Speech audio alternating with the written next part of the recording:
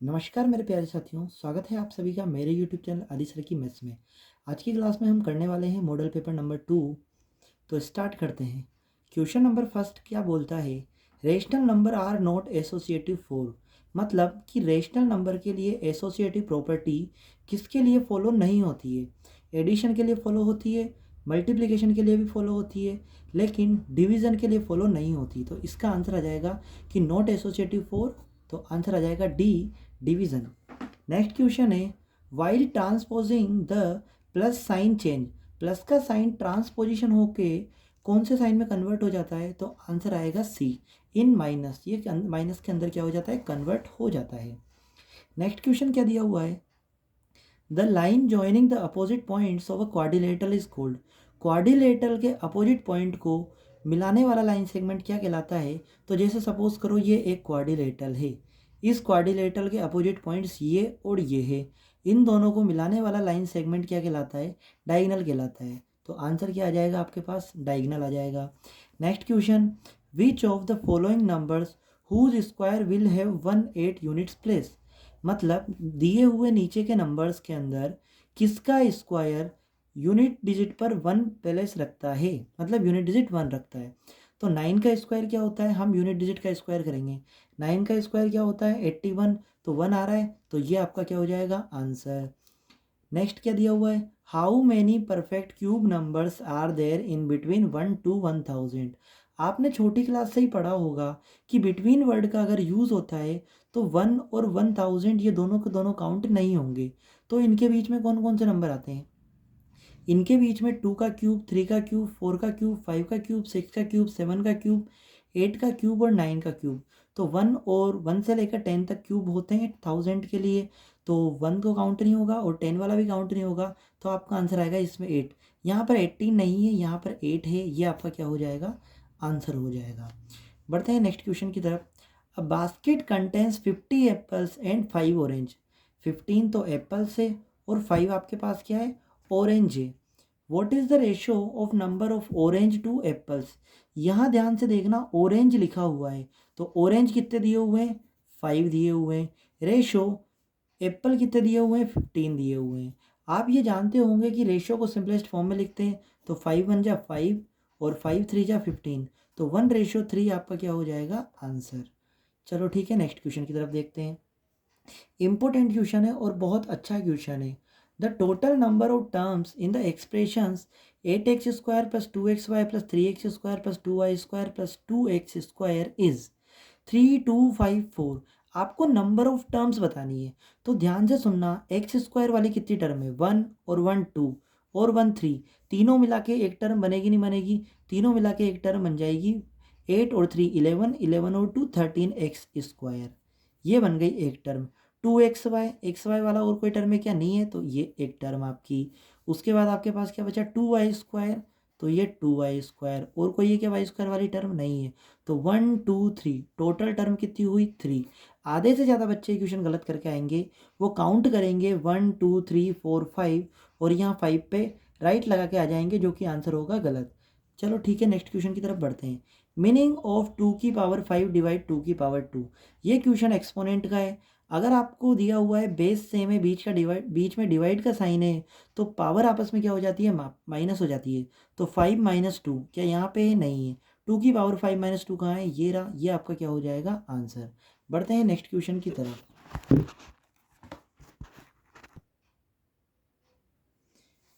Next question आपको दिया हुआ है, सॉल्व द इक्वेशन 2x - 3 = 7। तो इसको कैसे सॉल्व करेंगे? सबसे पहले हम लिखेंगे 2x - 3 = 7। 2x को अपनी जगह पे रखेंगे, 7 को अपनी जगह पे रखेंगे। माइनस का 3 इधर जाके किसका हो जाएगा? प्लस का हो जाएगा। तो 2x 7 और 3 कितना हो जाएगा? 10। x की वैल्यू निकालेंगे 10, मल्टीप्लाई में है 2 कहाँ चल जाएगा? डिवाइड में। कैंसिल करेंगे 2 5 या 10। तो आपके पास x की वैल्यू कितनी आ गई? 5। इतना सा करने के आपको मिल जाएंगे 2 नंबर। बढ़ते हैं नेक्स्ट क्वेश्चन की तरफ। बोल रहा है, what do you mean by the cube of a number. एक नंबर के क्यूब का क्या मतलब होता है? तो सीधी सी बात है, अगर हम किसी एक नंबर को उसी से 3 बार मल्टीप्लाई करते हैं तो हमें क्या मिलता है? क्यूब मिलता है। तो यहाँ आपको डेफिनेशन लिखनी है, a number multiplied by itself three times अगर हम किसी नंबर को 3 टाइम्स मल्टीप्लाई करते हैं is called the number is called the cube of the number ये आपका क्या हो जाएगा आंसर।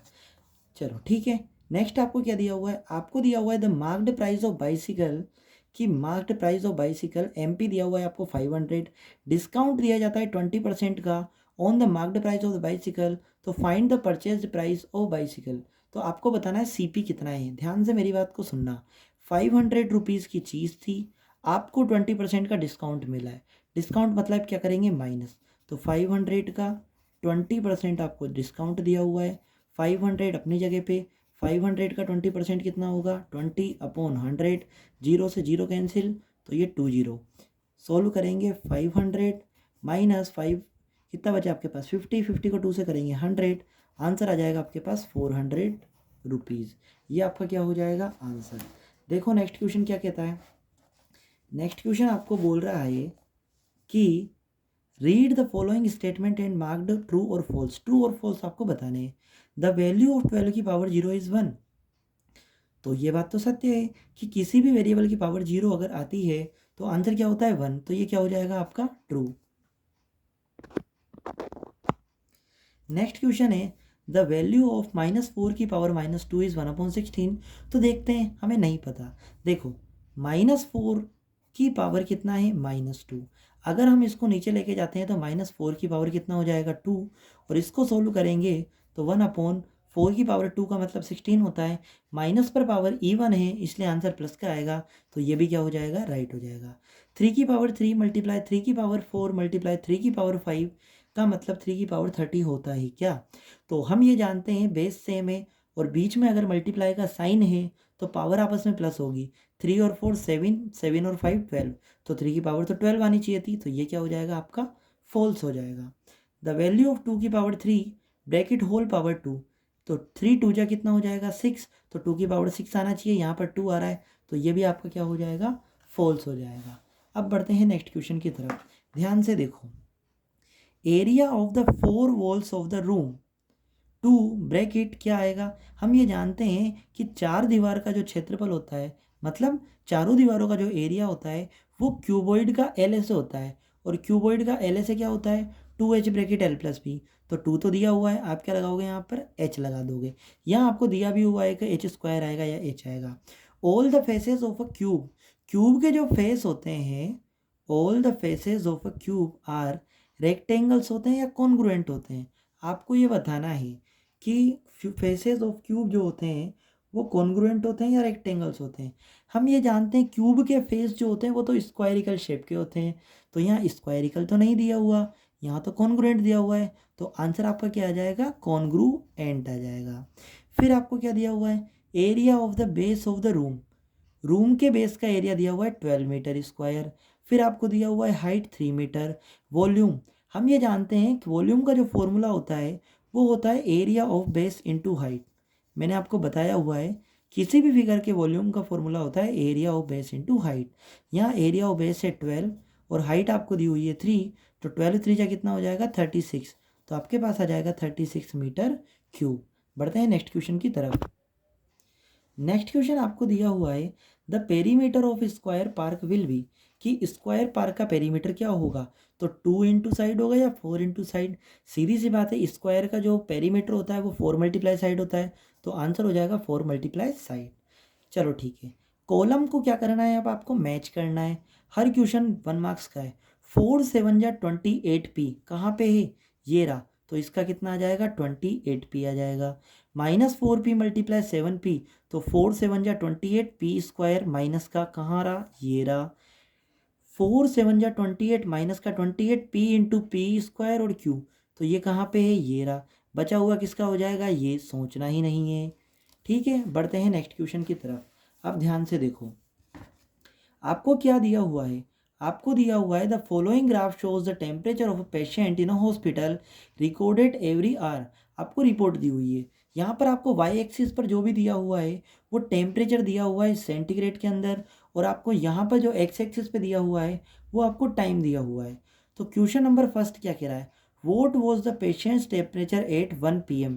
1 PM पर टेम्परेचर कितना होगा, तो देखते हैं 1 PM टाइम कहाँ है, ये रहा 1 PM पर टेम्परेचर यहाँ पे। तो यहाँ पे ये जो ग्राफ जा रहा है वो 36 और 37 के बीच में, तो 36 और 37 के बिल्कुल बीच में क्या होता है 36.5। तो पहले वाले का आंसर आप लिख दोगे 36.5, ये आंसर आपको यहाँ लिखने हैं 36.5 degree centigrade. When was the patient's temperature 38.5 degree centigrade. 38.5 degree centigrade पर टेम्परेचर कितना होगा, तो 38.5 कहाँ होगा 38 और 39 के बीच में। तो 38.5 ये यहाँ से जा रहा है, तो ये यहाँ से जा रहा है, तो ये वाला पॉइंट, तो यहाँ से ये देखना आप एक्स एक्सिस पर टेम्परेचर जो रहा है कितनी बज रही है 12 बज रही है। तो इसका आंसर क्या हो जाएगा कि इसका आंसर हो जाएगा 12 और नून, ये आपका आंसर हो जाएगा। नेक्स्ट क्वेश्चन आपको क्या दिया हुआ है, the patients temperature was the same 2 times during the period given, vote vote these 2 times. आपको बोला हुआ है पेशेंट का जो टेम्परेचर है 2 टाइम पर सेम रहा, वो टाइम कौन सा था। तो हम पूरे ग्राफ के अंदर देखते हैं तो हमारे पास यही टाइम मिलता है। तो ये टाइम एक तो 1 PM था और दूसरा 2 PM।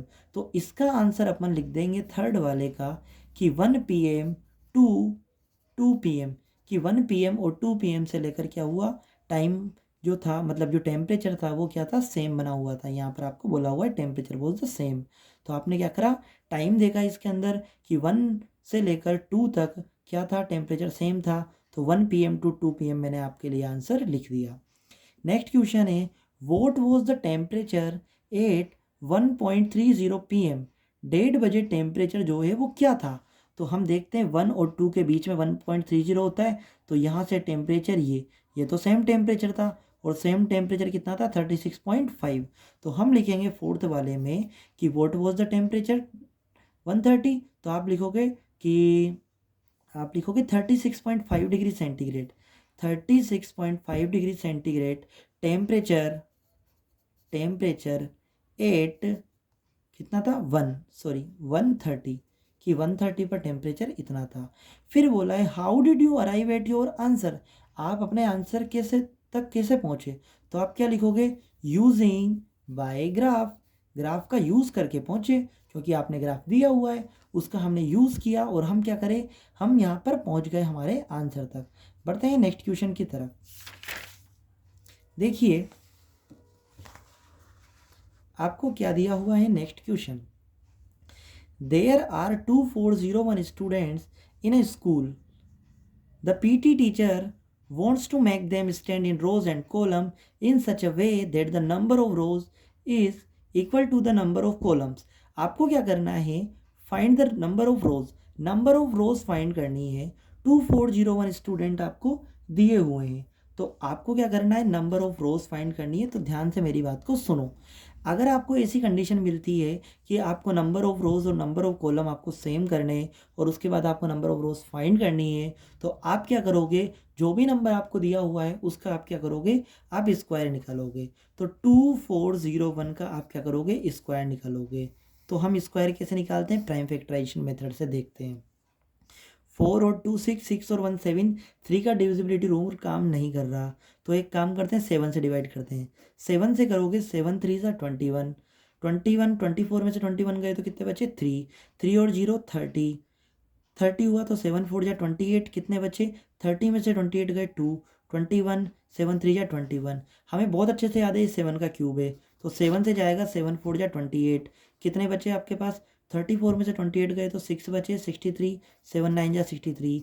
ये 7 का स्क्वायर होता है, तो हम उसको इस तरीके से लिख देंगे।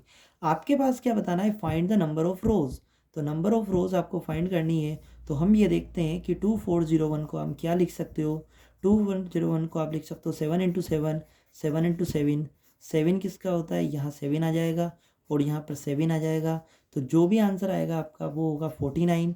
तो 49 ही आपकी क्या होगी रोज़ होगी। इस वाले क्वेश्चन में आपको क्या करना था स्क्वायर रूट निकालना था और आपके पास क्या आ गया answer.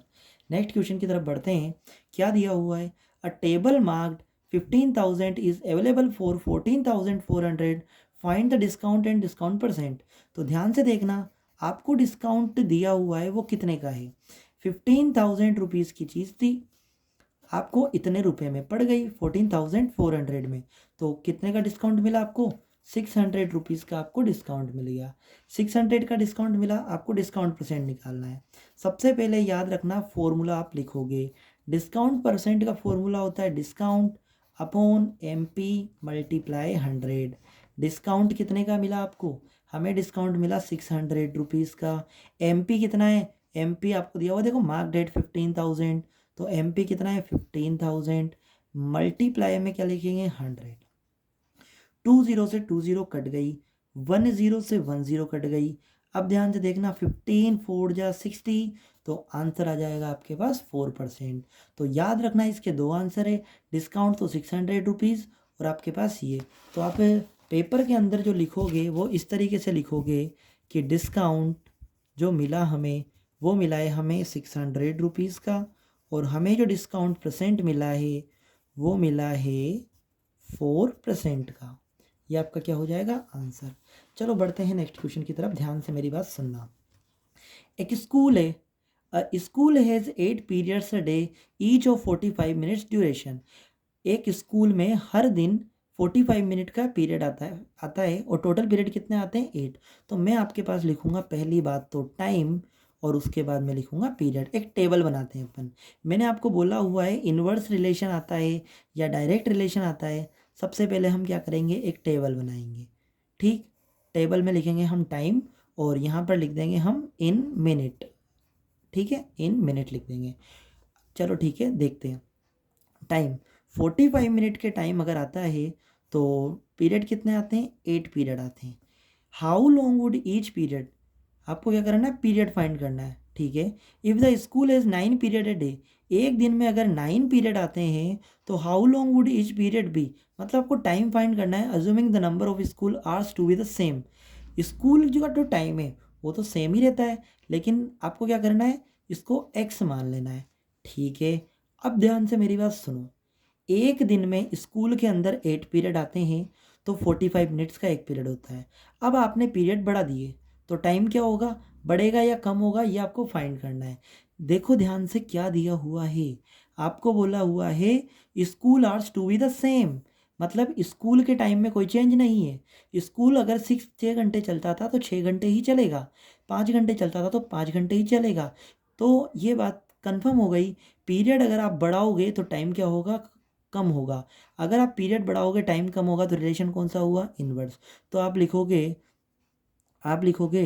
Inverse relation is applicable, कि इनवर्स रिलेशन इसके अंदर क्या हो रहा है? एप्लीकेबल हो रहा है। तो हम सोल्व करेंगे 45 मल्टीप्लाई 8 और x मल्टीप्लाई 9। तो 45 मल्टीप्लाई 8 अपनी जगह पे रहेगा, और 9 जो मल्टीप्लाई में था वो डिवाइड में आ जाएगा, यहाँ पर x अकेला हो जाएगा।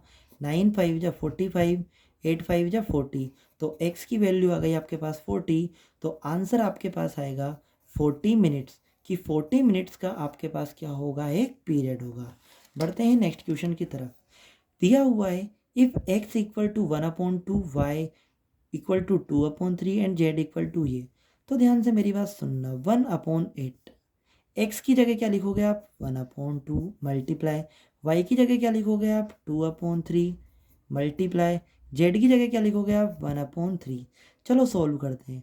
2 से 2 कैंसिल, ऊपर कुछ बचा? नहीं बचा।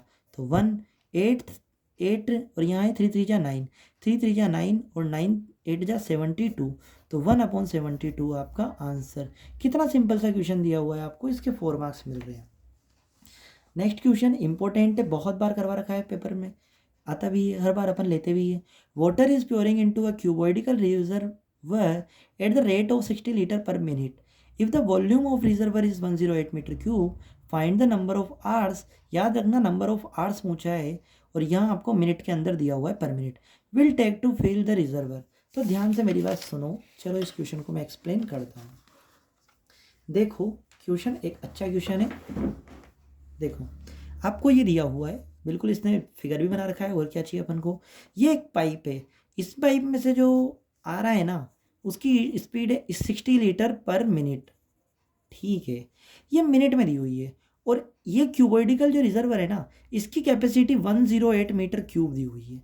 तो आप क्या लिखोगे, ध्यान से मेरी बात सुनना, आप लिखोगे कैपेसिटी ऑफ टैंक। टैंक की जो कैपेसिटी दी हुई है वो है 108 मीटर क्यूब। ये है आपके पास, हाँ ये है। इसको मैं लीटर में कन्वर्ट करता हूँ, इन लीटर, इसको मैं लीटर में कन्वर्ट करता हूँ। तो 108 को मैं मल्टीप्लाई कर दूंगा 1000 से, तो मेरे पास आ जाएगा 108,000 लीटर। क्यों? क्योंकि मैं ये बात जानता हूँ 1 metre cube equal to 1000 litre होते हैं, इसलिए मैंने क्या करा, 108 अपनी जगह पे रखा। मीटर क्यूब का मतलब क्या होता है, 1000 लीटर, तो 1000 से मैंने मल्टीप्लाई कर दिया, ये लीटर में कन्वर्ट हो गया। मेरे को क्या फाइंड करते हैं, नंबर ऑफ आवर्स फाइंड करने हैं, नंबर ऑफ आवर्स फाइंड करने हैं। तो कैपेसिटी ऑफ टैंक कितनी है, 108,000 लीटर में कितनी है कैपेसिटी, इतनी है, अपॉन में 60 लीटर पर मिनट के हिसाब से ये चल रहा था। मिनट, मिनट को आवर में चेंज करोगे, आपको आर के अंदर आंसर लाना है, तो आवर में आंसर लाना है तो 60 से क्या कर दोगे, मल्टीप्लाई। तो आपने 60 से मल्टीप्लाई कर दिया, इसको सोल्व करते हैं। 20 से 20 कैंसिल, 6 जा 36, 36 से अगर आप इसको कैंसिल करोगे तो कितने टाइम आ जाएगा, ये आ जाएगा आपके पास, चलो एक काम करते हैं 6 से ही मल्टीप्लाई कर देते हैं, अदरवाइज आप कंफ्यूज हो जाओगे। 6 से कैंसिल करते हैं इसको, 6 से कैंसिल करते हैं, 6 1 जा 6, 10 में 6 के कितने बचे 4, 6 8 जा 48, 6 से करोगे 6 3 जा 18, कितना बचा आपके पास, ये 20 तो कट गए थे, 1 0 चल रहा था, तो ये 0 और ये 0, तो आपके पास जो आंसर होगा वो होगा 30 आवर्स। ये आपका क्या हो जाएगा आंसर, 30 घंटे के अंदर ये टैंक क्या होगा, भर जाएगा। चलो ठीक है, नेक्स्ट आपको क्या बोला है, make a linear graph using the following table, the number of people injured in accident in a city in different years is given below.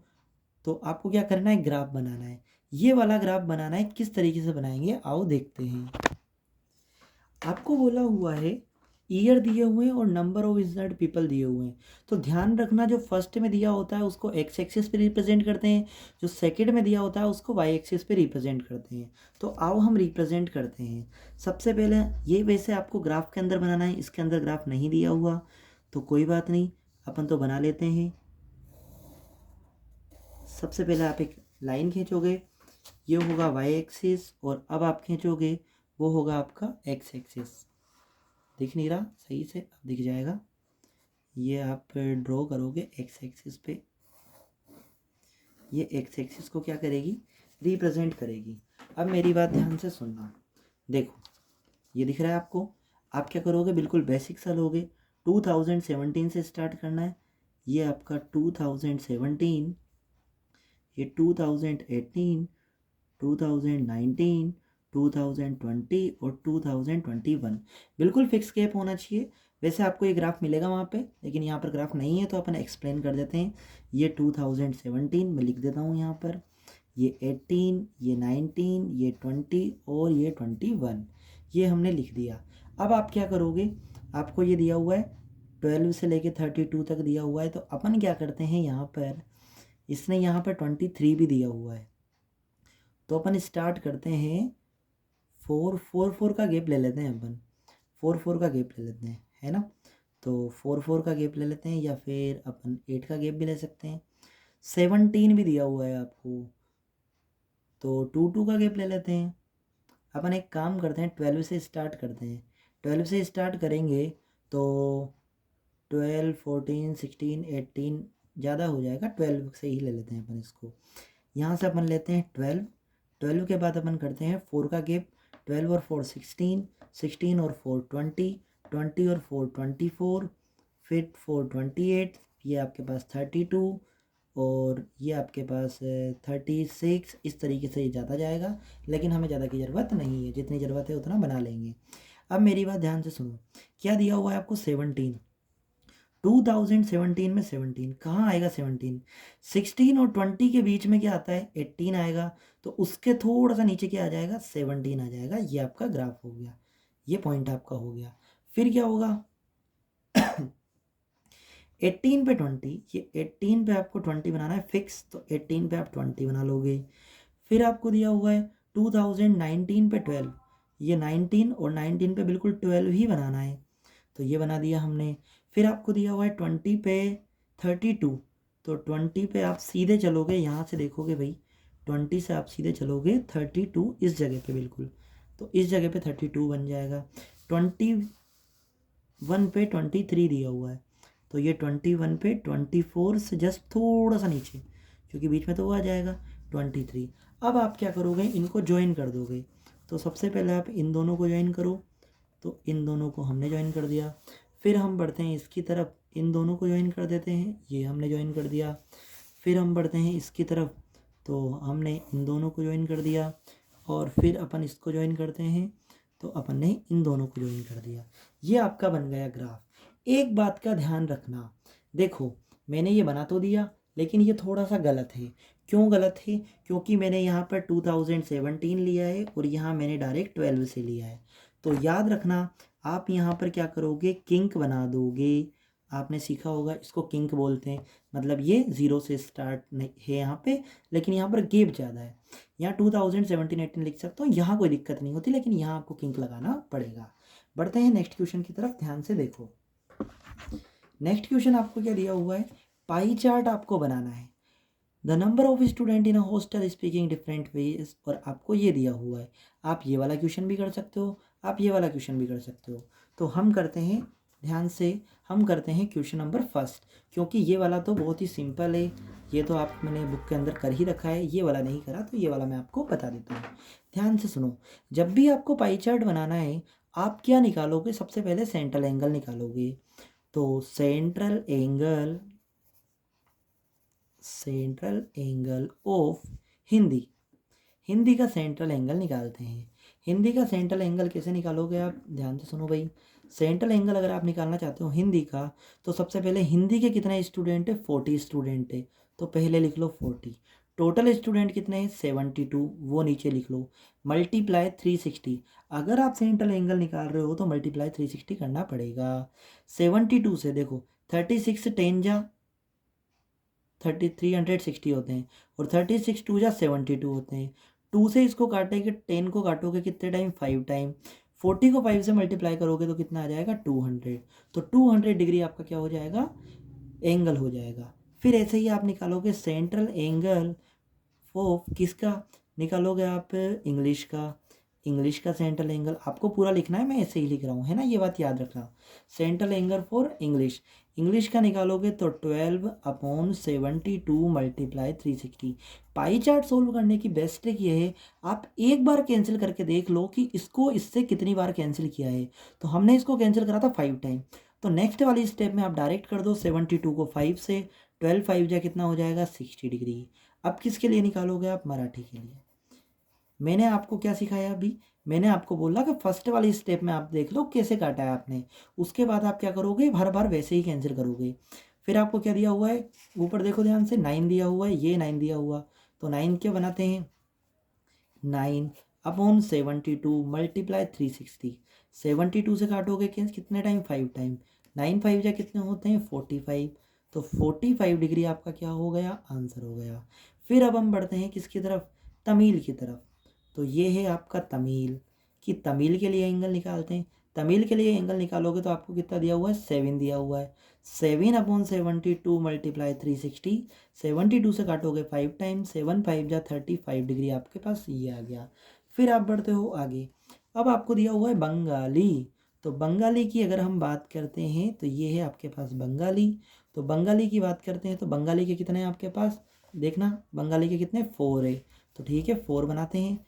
4/72 multiply 360 degree, तो 72 से कैंसिल करोगे 5 टाइम, 4 5 जा 20 डिग्री, ये आपके पास आ गया। देखो बहुत सारे बच्चे सेंट्रल एंगल तो निकाल लेते हैं, लेकिन सेंट्रल एंगल मतलब डी की हेल्प से पाई चार्ट नहीं बना पाते, तो मैं आपको पूरा बताऊंगा, ध्यान से देखना। चलो आगे बढ़ते हैं, अब आप बढ़ते हैं नेक्स्ट क्वेश्चन की तरफ। देखो मैं थोड़ी देर बाद आपको बताऊंगा कि डी की हेल्प से पाई चार्ट किस तरीके से बनाया जाता है, पहले अपन बाकी क्वेश्चंस कर लेते हैं। देखो ध्यान से, आपको क्या दिया हुआ है, राइस इज अ रोम्बस, एक तो ये वाला दिया हुआ है, दूसरा आपको ये दिया हुआ है। हम ये वाला मैं आपको ये वाला बताता हूँ। देखो, राइस एक रोम्बस है, RICE एक रोम्बस है, ठीक है। अगर ये रोम्बस है तो सारी साइड आपस में क्या होगी, इक्वल होगी। दूसरी चीज़, रोम्बस की प्रॉपर्टी एक और होती है, डायगोनल्स बाइसेक्ट ईच अदर, ये भी होती है। तो देखो ध्यान से क्या दिया हुआ है आपको, आपको दिया हुआ है ये निकालना है आपको, ध्यान से सुनना, जेड फाइंड करना है। हम ये जानते हैं ये 13 है तो सारी कितनी होगी 13, तो हम ये लिख सकते हैं कि z equal to 13, z equal to 13, और ब्रैकेट में क्या लिख देंगे, all sides are equal in rhombus, all sides are equal in rhombus, ये बात हम लिख सकते हैं, इक्वल इन रोम्बस, ये बात तो हम लिख ही सकते हैं। तो ये तो जेड की वैल्यू हमने निकाल ली। अब क्या दिया हुआ है, देखो ओ ई और ओ आई दोनों आपस में क्या हो जाएंगे, इक्वल। हम लिख सकते हैं ओ E equal to O I equal, क्या लिखोगे, diagonals bisect each other, diagonals bisect each other, कि डायगोनल्स जो होते हैं वो बाइसेक्ट करते हैं किसके, रोम्बस के, ईच अदर इन रोम्बस, तो आप ये बात लिख दोगे, ठीक है। फिर क्या दिया हुआ है, ओ ई कितना था आपके पास, ओ ई की वैल्यू थी x और ओ आई की वैल्यू थी 5, तो x की वैल्यू कितनी आ गई 5, जेड की वैल्यू मिल गई, x की वैल्यू मिल गई। ऐसे ही इधर ध्यान से देखो, ऐसे ही इधर ध्यान से देखो, यहाँ पर आपको दिया हुआ है ओ आर और यहाँ दिया हुआ है आपको ओ सी, तो ध्यान से देखना, आप लिखोगे O R equal to O C, और वही वाली बात लिखोगे, diagonals bisect each other in rhombus. तो ओ आर कितना दिया हुआ है, देखो भाई ओ आर कितना दिया हुआ है, ओ आर आपको दिया हुआ है y और ओ सी आपको दिया हुआ है 12, तो आपके पास y की वैल्यू कितनी आ गई 12, x की वैल्यू, y की वैल्यू, z की वैल्यू, तीनों की वैल्यू आपके पास आ गई। नेक्स्ट क्वेश्चन ध्यान से देखना, क्वेश्चन नंबर 25 का फर्स्ट वाला, आपको दिया हुआ है 20L² प्लस 30ALM, तो आपको क्या करना है, इसमें कॉमन लेना है। आप कॉमन क्या ले लोगे, 10LM कॉमन आ जाएगा, 10LM कॉमन आ जाएगा तो आपके पास क्या बचा, 10 2 जा 20, L प्लस 10 3 जा 30, L आपने कॉमन ले लिया, M कॉमन ले लिया, तो A, ये आपका आंसर। लेकिन आपको याद रखना पेपर में पहले क्वेश्चन लिखना है, जैसे ये दिया हुआ है आपको 5x² माइनस 15xy², तो आप क्या करोगे, आप कॉमन लोगे, तो 5 कॉमन आ रहा है, x कॉमन आ रहा है और y कॉमन आ रहा है, तो 5 मिल गया, एक बचा आपके पास x माइनस 5 3 या 15, x माइनस 3y आपका आंसर। फिर क्वेश्चन नंबर 3, क्वेश्चन नंबर 3 दिया हुआ है आपको a² प्लस 8a प्लस 16, तो ये कैसे निकालेंगे, 16 के ऐसे फैक्टर प्लस करने पर 8 आना चाहिए, तो 4 और 4, तो a² प्लस यहाँ 8a को ब्रेक कर लो आप, 4a प्लस 4a में प्लस कितना हो जाएगा 16, तो a कॉमन लोगे तो आपके पास हो जाएगा a प्लस 4, और यहाँ पे आप 4 कॉमन लोगे तो a प्लस 4, तो a प्लस 4 आ जाएगा आपके पास, और ये आपके पास a प्लस 4 आ जाएगा, तो यहाँ लिख दोगे आप a प्लस 4 का होल स्क्वायर। नेक्स्ट क्वेश्चन आपके पास p² माइनस 10p प्लस 25, तो ये क्वेश्चन आपको मैं होमवर्क के लिए देता हूँ, ये आपको करना है। अगर आपको वीडियो अच्छी लगी हो तो प्लीज़ वीडियो को लाइक करें, चैनल को सब्सक्राइब ना भूलें।